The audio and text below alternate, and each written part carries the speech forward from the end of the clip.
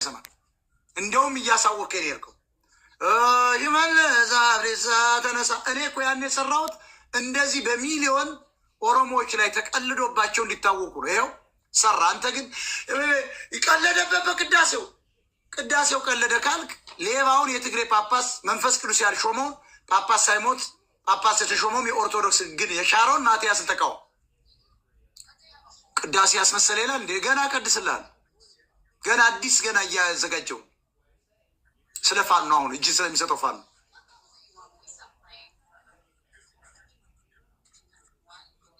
የተደራጁ ሌቦች ኦሮሞዎች ጥቂት ሰዎች የአማራና ኢትዮጵያን ሕዝብ አታለው ነገዱ አንዳርጋቸው ተጫወቱበት። የዚህን ሁሉ ችግር ፈጣሪ አሳዳጅ የነገስታት አርማ ወርቅ የተዘመዘመበት ካባ የጀግንነት አርማ የሆነውን ጋሻና ጦር ለኢሳያስ አፈወርቂ የሸለመ እኮ ነው አብይ አህመድ። በአዴኖች አማራው እንኳን ጨፈጨፍከን ነው፣ እንኳን ገደልከን ነው፣ እንኳን ሀገራችን ነጠቀን ነው። ኦሮሚያ የሚባል ክልል ፈጥረህ አኖሌ አቁመህ አማራን አስጨፈጨፍከው ነው። ተመልከቱ።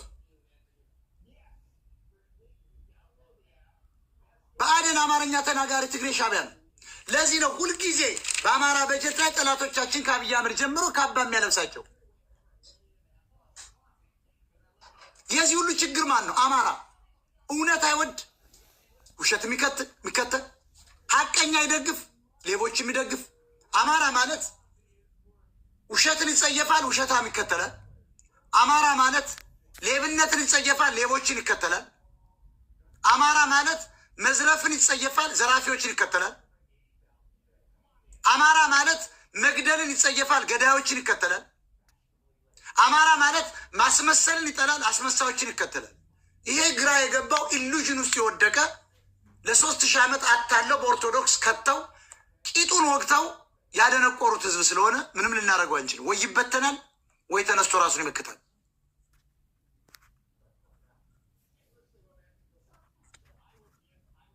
ከዚህ በኋላ እንደው የሚሆነው የነ ዘመነ ካሴ ኃይል የተባለው ተበትኗል፣ ተበታትኗል።